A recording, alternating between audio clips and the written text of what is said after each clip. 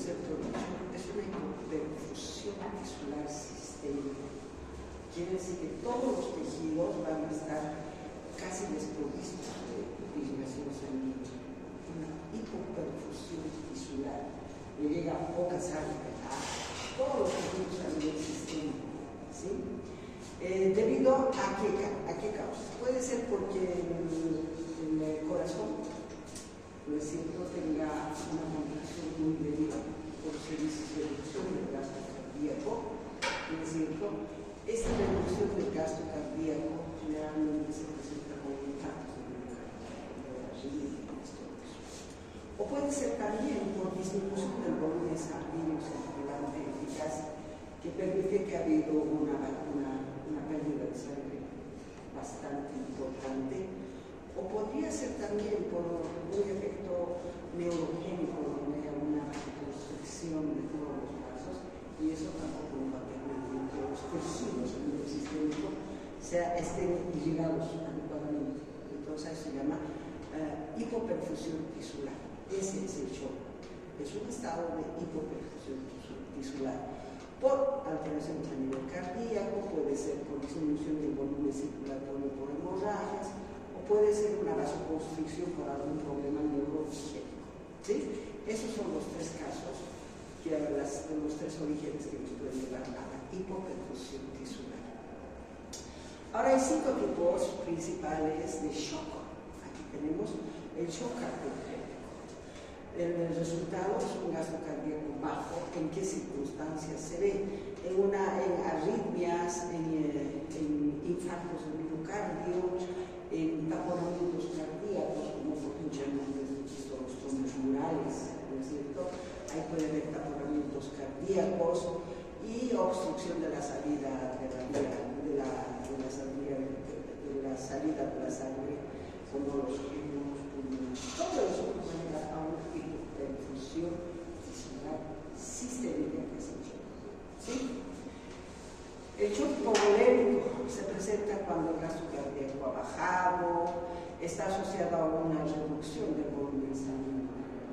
Hemorragias podría ser, pero si no son hemorragias masivas, podría ser pérdida de líquidos en los vómitos, ¿no es cierto?, en las quemaduras, en las diarreas, donde se pierde líquido, ¿no? Eso también nos va a llevar a una hipoperfusión sanguínea.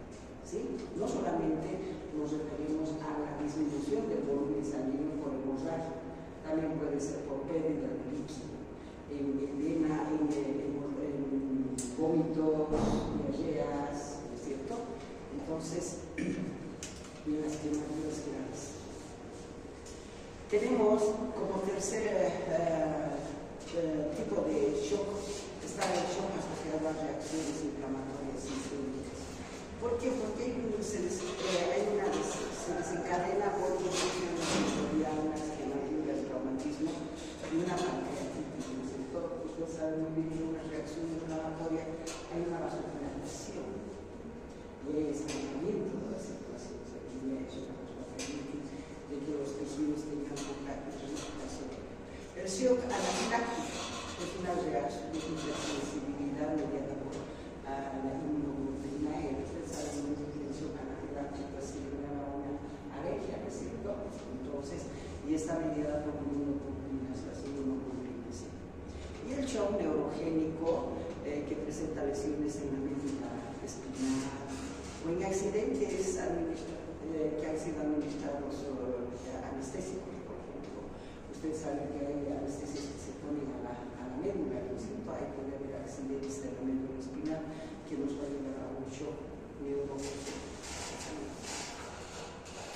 Como verán, en esa lámina está el concepto y están las causas del shock. Repitiendo lo que es el shock, es la hipoperfusión, ¿no es cierto?, de todos los tejidos a nivel sistémico.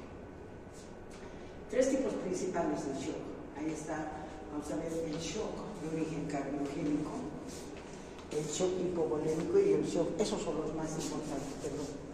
El shock cardiogénico, el shock hipovolémico y el shock asociado a la inflamación sistémica.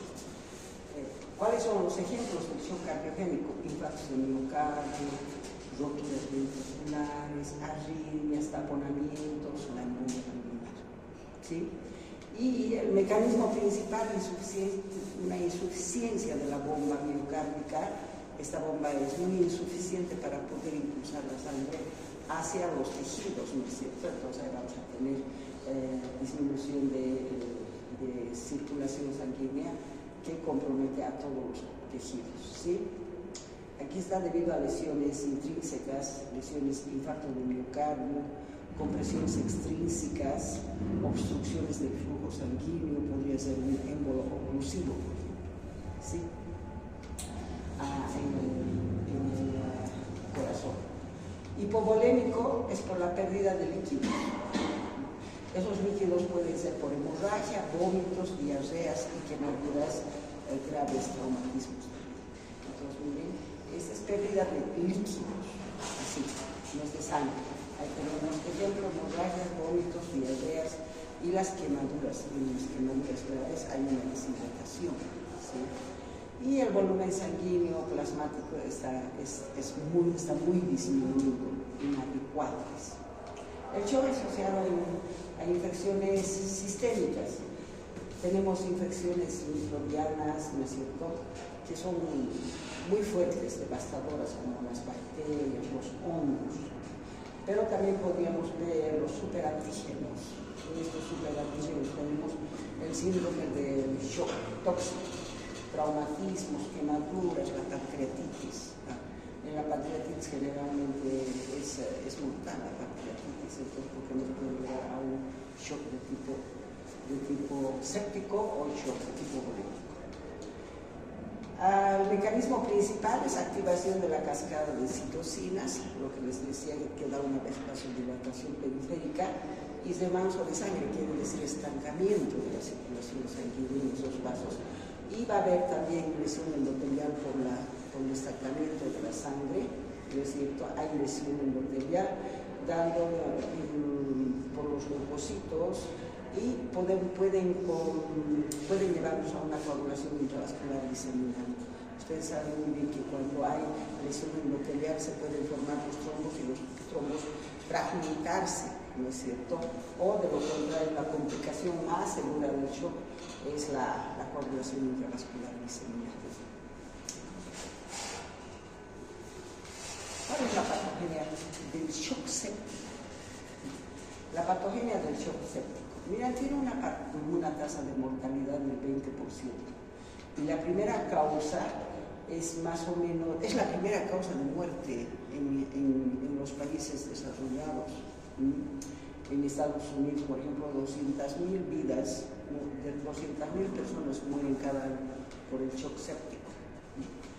Y es el más frecuente dentro de los shocks, el shock séptico. Están dadas por bacterias gram positivas, también están las gram negativas, pero son más las bacterias gram positivas. Estas son las más importantes. Y en segundo lugar tenemos las bacterias gram negativas y los hongos. Estamos hablando de shock séptico, no estamos hablando de shock hipovolémico o de shock glucémico. Se trata de un trastorno inflamatorio sistémico, porque ustedes saben que la reacción inflamatoria es local, ¿no es cierto? La reacción inflamatoria es un proceso de defensa local que se realiza en un tejido vivo vascularizado. Ese es. Pero en el shock séptico, esta reacción inflamatoria es sistémico, es de todos los organismos, riñones, vasos, todo. Pues, que es un trastorno inflamatorio sistémico. Esa es la diferencia para ver el shock séptico. Está caracterizada por las actividades. Ahora, cuando hay un shock séptico, estamos hablando de que hay microorganismos que están dentro de la sangre, ¿no es cierto?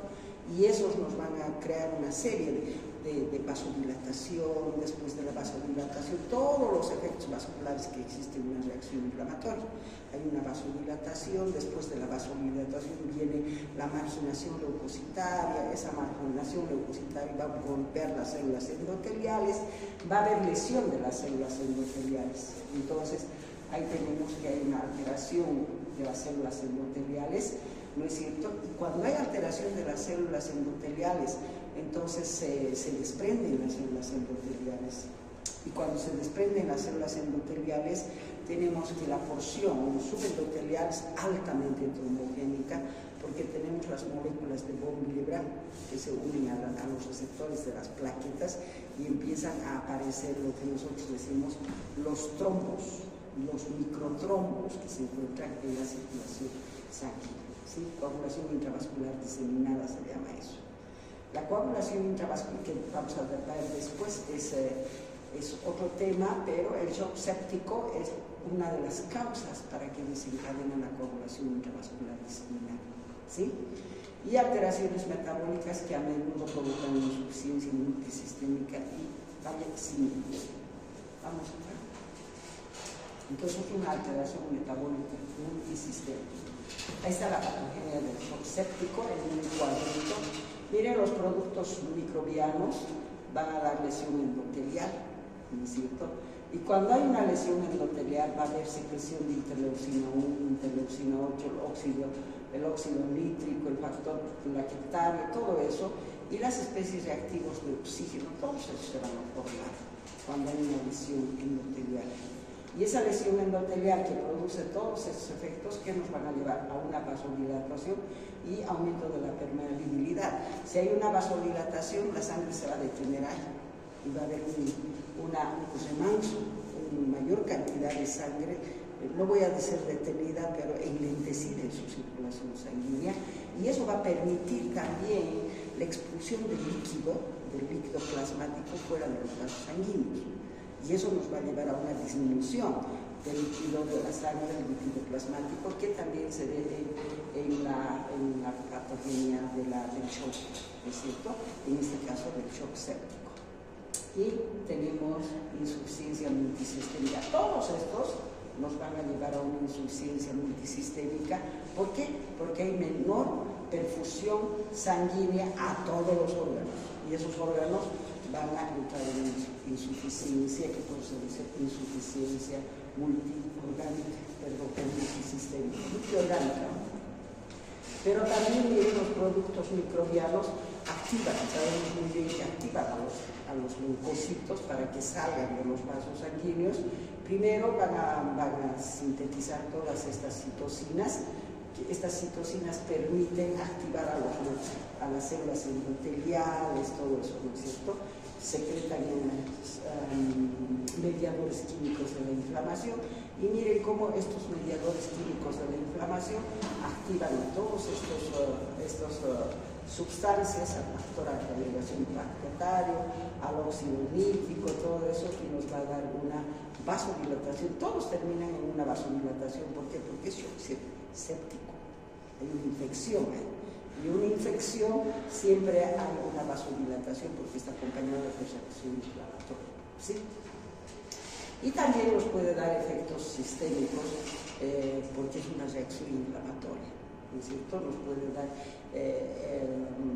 síntomas sistémicos que son la fiebre, menor contractibilidad miocárdica, anomalías metabólicas, todo eso, ¿no es cierto? Entonces, eso también.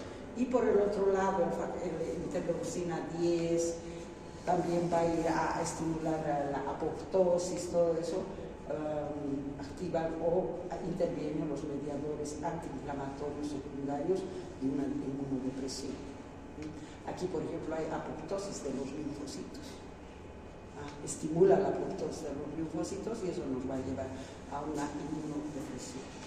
Por este otro lado tenemos también, miren cómo los productos, es shock séptico por infecciones microbianas, bacterias, hongos, todo lo que ustedes quieran. Entonces esos productos microbianos van a activar también al sistema del complemento, y el sistema del complemento directamente va a ir a lesionar las células endoteliales y mejorar todo esto. Y también activa el sistema de la coagulación para poder entender por qué la coagulación intravascular diseminada en este tipo de shock séptico. Miren, activa al factor de la coagulación 12, ¿no es cierto?, que va a terminar formando el procoagulante, aumenta el factor tisular, ¿no? Y tenemos la disminución de la trombomodulina, todo eso, y nos van a formar trombosis en la microcirculación, trombos en la microcirculación, que se llama coagulación intravascular diseminada. Ahora, ¿qué tipo de trombos son estos? Son trombos de fibrina y de plaquetas, nada más. Entonces, quiere decir coagulopatía de consumo, también se dice a la coagulación intravascular diseminada. ¿Por qué? Porque toda la fibrina del sistema de la coagulación de las plaquetas se gasta formando estos microtrombos en toda la microcirculación del organismo. Entonces, se ha gastado la coagulopatía de consumo. Todas las plaquetas están ahí, en esos microtrombos. Y la complicación de la coagulación intravascular diseminada es el sangrado, porque es coagulopatía de consumo. Se ha gastado la fibrina, que es el elemento que hace el tapón hemostático, ¿no es cierto? Entonces, cuando esos pacientes tienen una lesión, una pequeña lesión, con esa pequeña lesión van a sangrar y no pueden coagular. ¿Por qué? Porque las plaquetas, las fibrinas, están ocupadas formando los microtrombos de fibrina en toda la microcirculación. ¿Sí? Esa es la coagulación intravascular diseminada o sí. Todos estos nos van a llevar a una isquemia tisular, ¿no es cierto? Y esa isquemia tisular nos va a llevar a las insuficiencias renales, suprarrenales, hepáticas, todos los órganos por isquemia van a estar alterados. Ahí están las fases del shock. ¿Sí? Shock es un trastorno progresivo que si no se consigue desencadena en muerte. ¿Sí? Aún no se conocen bien los mecanismos exactos de la muerte por sepsis, dice. Se conoce que hay aumento de la apoptosis de los linfocitos, por eso hay un problema de deficiencia del sistema inmunológico. Hay la insuficiencia de los órganos secundarios al edema y la hipoxia, porque hay una hipoperfusión de la sangre en todos los tejidos, y eso nos va a llevar a la hipoxia. Y ustedes saben muy bien que todas las células pueden responder a la hipoxia con edema celular. En el libro de edema, en el capítulo de edema como lesión celular reversible, nos dicen que la causa más frecuente es la hipoxia, y todos los órganos, cuando entran en hipoxia, lo primero que hacen es reaccionar con edemas celulares. Y ahí está. Entonces, frente a la hipoxia, porque el shock es una hipoperfusión celular hipóxica, entonces va a haber edema como respuesta a esa hipoxia, que acompaña muy importante. Los pacientes casi nunca presentan hipotensión refractaria. ¿Qué es esta hipotensión refractaria? Es una hipotensión que se presenta en todo el organismo, ¿sí? Ya cuando les des medicamentos, todo eso para solucionar el problema, no responde, sigue la hipotensión. Esa es la hipotensión refractaria. El shock hipovolémico y el carcinogénico, hay shock de todo. Hay shock hipovolémico, hay shock por las sustancias carcinogénicas, van a evolucionar hasta el fallecimiento. Siempre vamos a tener en el shock, primero el shock hipovolémico puede complicarse con infecciones, entonces va a pasar a un shock séptico, y ese shock séptico nos va a llevar hasta el fallecimiento. Ahora, esta evolución del shock se presenta en tres fases generales. La fase 1, fase no progresivo inicial, la fase inicial. ¿Qué pasa en la fase inicial? Se activan mecanismos compensadores como los reflejos neuromorales, ¿no es cierto? Ustedes saben muy bien que cuando hay una lesión en los vasos sanguíneos, el efecto neurogénico es de una vasoconstricción pasajera y después se suelta. Lo mismo, pero en este caso, para hablar el shock, es una vasoconstricción generalizada por problema neurogénico. Entonces, ¿eso a qué nos va a ayudar? A que llegue poca sangre a todos los tejidos sistémicos. Reflejo de los vasomoteros, liberación de catecolaminas, la hormona antidiurética, activación del eje renin-angiotensina, estimulación simpática generalizada, todo eso nos puede llevar a este reflejo neurohumoral. El indicador neto es la taquicardia, ¿sí? ¿Por qué la taquicardia? Porque el corazón trata de compensar la hipoxia que están sufriendo los órganos, entonces es una respuesta, un reflejo de la taquicardia. Pero ni con la taquicardia se soluciona el problema de la hipoxia generalizada por vasoconstricción. ¿Sí? Hay una vasoconstricción periférica y hay una conservación renal del líquido que mantiene la perfusión de los órganos vitales. La vasoconstricción cutánea es el responsable de la piel. Ustedes saben muy bien por qué la piel es brilla, pálida, porque no hay circulación, ¿no es cierto? O porque la sangre ha bajado, ha disminuido notablemente. Pero en este caso es por una vasoconstricción cutánea. No hay aquí pérdida de sangre, ¿sí? Entonces por eso la piel es fría, pálida, ¿no es cierto? Es la característica del shock. Cuando ustedes vean un paciente que está frío, está pálido, inmediatamente dicen este paciente está en shock. Y ya saben por qué. Porque está haciendo una vasoconstricción periférica. ¿Por qué? Tal vez una hemorragia interna, masiva, tal vez un problema neurogénico simplemente, alguna lesión en la médula ósea. En el shock séptico inicialmente se presenta una vasodilatación continua. Esto es decir, en el shock séptico, que es por infecciones bacterianas, todo eso, hay una reacción inflamatoria. En esa reacción inflamatoria, ¿qué vamos a tener? Lo primero que se presenta una reacción inflamatoria aguda es una vasodilatación periférica, ¿no es cierto? Una vasodilatación. En esa vasodilatación, ¿qué vamos a tener? La sangre se está estancando en esos vasos sanguíneos y no está oxigenando a los tejidos. Entonces es una hipoperfusión tisular. Por eso es que se ve la piel enrojecida y caliente. La fase progresiva, la segunda fase. Acá se caracteriza la hipoperfusión tisular y aparición del deterioro circulatorio. Hipoperfusión tisular, como una forma de respuesta a lo que hemos dicho en la fase inicial. Con un déficit persistente de oxígeno. Claro, los órganos están entrando en hipoxia. La respiración aeróbica intracelular se sustituye por la respiración anaeróbica cuando las células no tienen mucho oxígeno, ¿no es cierto? ¿Sí o no?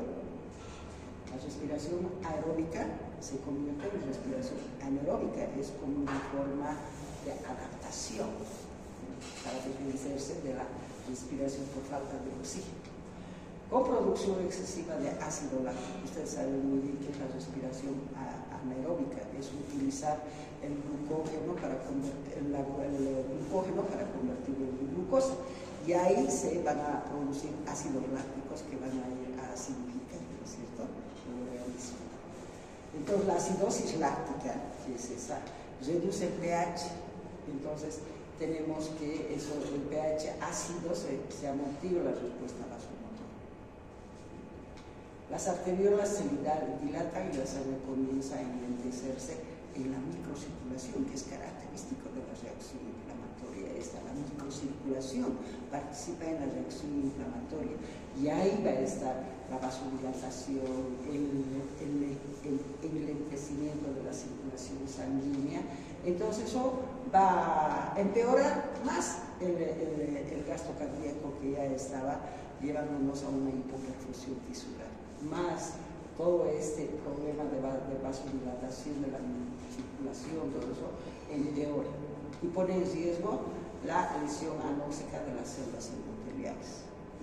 Quiere decir que todas las células entran en anoxia, más las células endoteliales. Y cuando las células endoteliales están en peligro, están lesionadas por falta de oxígeno, se van a desprender estas células endoteliales de la porción de la membrana basal, que la sostiene a través de las moléculas de membrana. Entonces, si están lesionadas estas células por hipoxia, se desprenden. ¿Y qué va a pasar ahí? Ahí va a empezar a formarse los microtrombos, ¿no es cierto? Los microtrombos de fibrina y de plaquetas. Y estamos entrando a lo que se llama la coagulación intravascular disseminada. ¿Qué es la coagulación intravascular diseminada? Es la formación de microtrombos, de plaquetas y fibrinas en toda la microcirculación. Entonces, ahí vamos a tener agotamiento de plaquetas y agotamiento de fibrina. Y cuando se rompe un vasito sanguíneo en estos pacientes de coagulación intravascular diseminada, esos pacientes pueden morirse desangrándose, porque no hay fibrina y no hay plaquetas como para que puedan hacer el tapón gustativo. Ese es el problema. Entonces, ahí tenemos, consecuentemente se desarrolla la coagulación intravascular diseminada porque hay lesión de las células endoteliales. Y la hipoxia tisular generalizada. Los órganos vitales se ven afectados y comienzan a fallar. Todos los órganos vitales. ¿Cuáles son los órganos vitales? Cerebro, riñones, ¿no es cierto? Vamos a ver. Esa es la fase progresiva. La fase irreversible, donde ya no podemos hacer nada, aparece una vez que el órgano ha sufrido lesiones celulares y tisulares. Que la supervivencia es imposible aquí, irreversible, porque todos los órganos están afectados muy gravemente. Aunque se corrijan las alteraciones hemodinámicas, ¿qué quiere decir eso? Si es una hemorragia masiva, cuando ustedes den transfusiones, eso ya no va a ser posible porque estamos en la fase irreversible. Ahí va a haber lesiones celulares generalizadas que se reflejan en la salida de enzimas lisosomas. Ustedes saben muy bien, cuando hay una lesión celular, se van a estimular muchas enzimas que se encuentran en los lisosomas, y esos que van a hacer, van a destruir las células. Entonces el cuadro del shock ya no solamente va a ser por hipoperfusión tisular, sino va a ser ya agravado con destrucción de los tejidos por enzimas. ¿Sí? Si el intestino, ahora, también esta fase irreversible puede ser que todos los órganos entren en isquemia. El intestino también entra en isquemia. Esta isquemia del intestino permite que la flora intestinal llegue a la circulación y se presenta el shock séptico bacteriano. En este punto, el paciente puede desarrollar anuria por necrosis tubular. Entonces nos va a llevar a una necrosis tubular aguda e insuficiencia renal, y van a ser pacientes que no van a tener micción. Entonces, cuando tienen un paciente en shock y ya no está miccionando, quiere decir que está en una fase completamente irreversible hasta que fallezca el paciente. Vamos a ver. ¿Cuál es la morfología? Los cambios celulares y tisulares corresponden a lesión hipóxica. Esto es importante, ¿sí? Y aparecen en todos los órganos lesión hipóxica, en las suprarrenales, en los riñones, en los pulmones, en los intestinos, todos. Si aparece esta lesión hipóxica en las suprarrenales, entonces hay una depresión del lípido de la parte cortical de la suprarrenal. Ahí está depresión del lípido de las células corticales, ¿sí? Y estas células metabólicamente activas utilizan los lípidos almacenados para sintetizar esteroides. En los riñones, ¿qué van a perder? Ya hace rato hemos visto. ¿Qué lesiones va a producir en los riñones? Necrosis tubular aguda. Ese es el caso del shock séptico, necrosis tubular aguda. Y en los pulmones dicen que son resistentes a la lesión hipóxica. Y sabemos que hacemos el intercambio de oxígeno sangre, ¿no es cierto? Pero miren, resisten muy bien los pulmones a la hipoxia. Sin embargo, cuando el shock está causado por sepsis, o sea, cuando hay una reacción inflamatoria por invasión de alguna bacteria, algún microorganismo por traumatismos, puede causar lesión alveolar disfuncional y se llama pulmonía.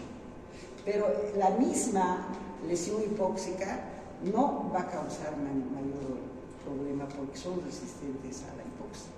Tiene que haber un traumatismo o tiene que haber una infección que nos va a llevar a la sepsis. Ahí sí va a haber lesión alveolar difusa y se llama pulmón en shock. Esto es importante. ¿Sí? Coagulación intravascular. Creo que me has pasado ¿o no? Ya. Coagulación intravascular diseminada. Miren cómo el shock séptico nos puede llevar también a una coagulación intravascular diseminada. Miren, acompaña el shock séptico. Se presentan depósitos generalizados de microtrombos, ricos en fibrina, especialmente ricos en fibrina y plaquetas. Por eso están formadas los microtrombos en la coagulación intravascular diseminada. Y especialmente estos trombos, microtrombos de fibrina y plaquetas se encuentran en el encéfalo, corazón, pulmones, riñones, las glándulas suprarrenales y pulmones. Casi en todos los órganos. El consumo de las plaquetas y los factores de la coagulación suelen conducir a la aparición de hemorragias petequiales en la superficie de las serosas y de la piel. ¡Ay, esas hemorragias! ¿Por qué? Porque no hay plaquetas, no hay fibrina que pueda prohibir. Entonces tenemos pequeñas hemorragias que van a estar a nivel de las superficies serosas y de la piel, y eso se llama coagulopatía de consumo, que se expresa así. Vamos a ver. Consecuencias clínicas. Las manifestaciones clínicas dependen de la lesión. ¿Sí? En el shock hipovolémico y el cardiogénico, el paciente presenta hipotensión.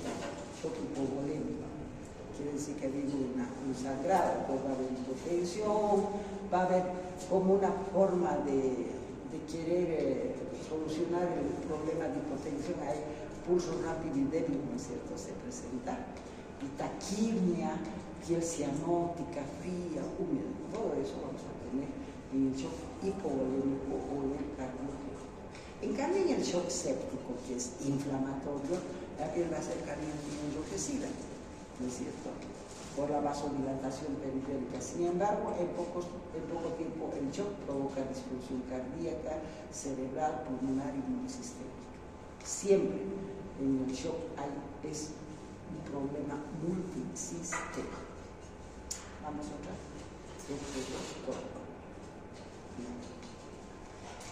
Coagulación intravascular diseminada, el famoso SIP. Ya he hablado todo lo que está aquí. Miren, la coagulación intravascular diseminada se caracteriza por la formación diseminada de trombos de fibrina en la microcirculación. Por eso se dice coagulopatía de consumo, porque todos los elementos de la fibrina, que es producto final del sistema de la coagulación, están siendo utilizados en este tipo de trombos, de pequeños trombos, en toda la circulación. Por eso que la complicación de la coagulación intravascular diseminada son los sangrados. Porque no hay fibrina, la fibrina está ocupada por los microtrombos. Estos trombos en la microcirculación pueden causar una insuficiencia circulatoria difusa y disfunción de los órganos. Especialmente afecta al encéfalo, pulmones, corazón, riñones, a los órganos móviles. La formación descontrolada de estos trombos gastan plaquetas y los factores de la coagulación, como la fibrina. Por eso se dice coagulopatía de consumo, porque ya se han agotado las plaquetas y la fibrina en los microtrombos, por eso se dice coagulopatía de consumo o coagulación intravascular. A menudo se activan mecanismos fibrinolíticos. Por este problema, los síntomas iniciales asociados a trombosis pueden transformarse en un problema hemorrágico, como una complicación, ¿sí?, como los accidentes cerebrovasculares hemorrágicos, el shock hipovolémico, todo eso. Así es que miren, los accidentes cerebrovasculares hemorrágicos no siempre puede ser por un traumatismo, puede ser también por una coagulación intravascular diseminada secundaria a un shock séptico. ¿Sí? No es una enfermedad específica la coagulación intravascular diseminada, es una complicación más que todo. ¿sí? Es una complicación asociada a la activación del sistema de la trombina, el sistema de la coagulación. Son complicaciones desde las obstétricas hasta los cánceres avanzados. No solamente puede ser una complicación del shock séptico, puede ser también una complicación en algunos problemas obstétricos y en los cánceres avanzados. Vamos a ver. Síntomas de la coagulación intravascular diseminada. Si estamos hablando de coagulación intravascular diseminada, pues hay una insuficiencia circulatoria difusa que lleva a una disfunción generalizada de los órganos. ¿Listo? Esto es importante. Insuficiencia circulatoria difusa. Eso nos lleva a una disfunción generalizada de los órganos. Disfunción del encéfalo, disfunción del pulmón, disfunción del corazón y los riñones. En esta formación descontrolada de pequeños trombos de fibrina, en la microcirculación se gastan las plaquetas de la sangre y el producto final del sistema de la coagulación es la fibrina. Por esta razón se llama coagulopatía de corazón. ¿Sí? Y a menudo se activan los mecanismos fibrinolíticos. ¿Para qué? Para degradar la fibrina, ¿no es cierto?, de los microtrombos, para diluir. Y por esta causa pueden transformarse en catástrofe, en hemorragias catastróficas. ¿Por qué? Porque se está generando gran cantidad de mecanismos fibrinolíticos y eso nos va a causar más problemas hemorrágicos, ¿no es cierto?, que terminan en shock hipovolémico. Entonces miren cómo el shock hipovolémico asociado al shock séptico y asociado a la coagulación intravascular, los tres elementos que están casi juntos. Por eso es que he puesto los tres elementos para que puedan hacer la comparación y puedan entender mejor de qué estamos hablando. ¿Sí? Vamos. ¿Listo? Con eso hemos terminado el mundo.